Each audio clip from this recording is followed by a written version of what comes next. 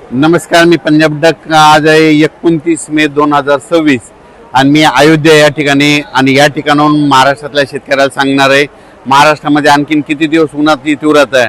तर महाराष्ट्रातल्या सर्व शेतकऱ्याला सांगू इच्छितो की आणखीन 2 दिवस म्हणजे 29 आणि 30 तारखेपर्यंत चांगलं 42 अंशापर्यंत उन्हाळा राहणार आहे म्हणून अंदाज लक्षात.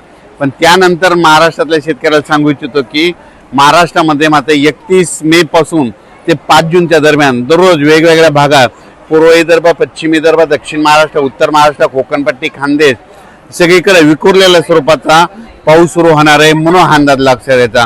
काही काही ठिकाणी जोराचा पाऊस पडणार आहे, त्या पावसामध्ये गारपिटीचं देखील प्रमाण असणार आहे म्हणून हे देखील अंदाज लक्षात येतात.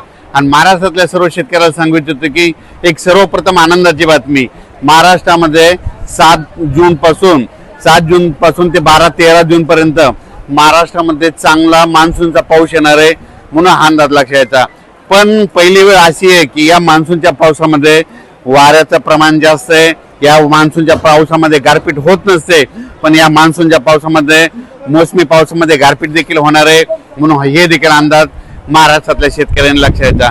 म्हणजे सांगायचं झालं तर 7 तारखेपासून तर 13-14 जून पर्यंत महाराष्ट्रामध्ये दररोज वेगवेगळ्या भागात मान्सून सक्रिय होणार आहे आणि महाराष्ट्रातल्या सर्व शेतकऱ्याची पेरणी होणार आहे म्हणून हा अंदाज देखील लक्षात यायचा.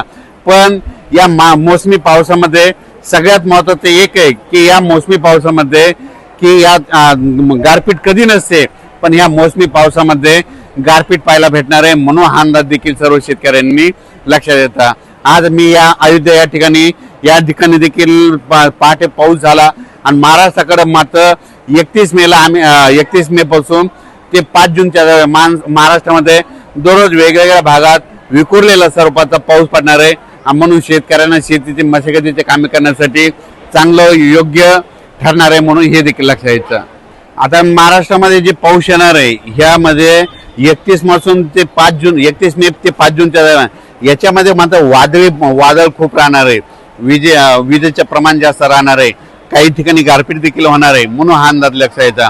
हे पाऊस सर्वदूर नाही पडणार, पण भाग बदलत विखुरलेलं सर्वत्र पडणार आहे. 6 जून पासून ते 12-13 जूनच्या दरम्यान जे मोसमी पाऊस आहे त्याच्यामध्ये त्या पावसामध्ये देखील खूप वाऱ्याचं प्रमाण असणार आहे म्हणून हे देखील लक्षात यायचं. तर तुम्हाला सांगतो हे जे मोसमी पाऊस आहे ते काय होणार आहे, हळूहळू थोडा पुढं सरकत संपूर्ण महाराष्ट्र काय होईल 13-14 जून पर्यंत संपूर्ण महाराष्ट्रात दाखल होणार आहे. पण त्यानंतर काय होणार आहे, शेतकऱ्याची पेरणी मात्र 2-3 टप्प्यात होईल. जे गडबड करतील त्यांची ईदभर ज्यांच्याकडे ओल जाईल त्यांची पेरणी काय होईल 10-12 जूनला पेरणी लागल.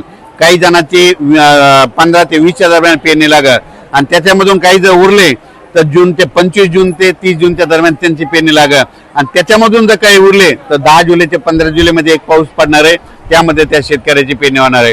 पण महाराष्ट्रामध्ये मात्र मान्सून येण्यासाठी खूप पोषक वातावरण आहे. फक्त 2 दिवस 29 आणि 30 2 दिवसात उष्णतेची तीव्र लाट राहणार आहे. 31 मे पासून राज्यातलं वातावरणात बदल होईल.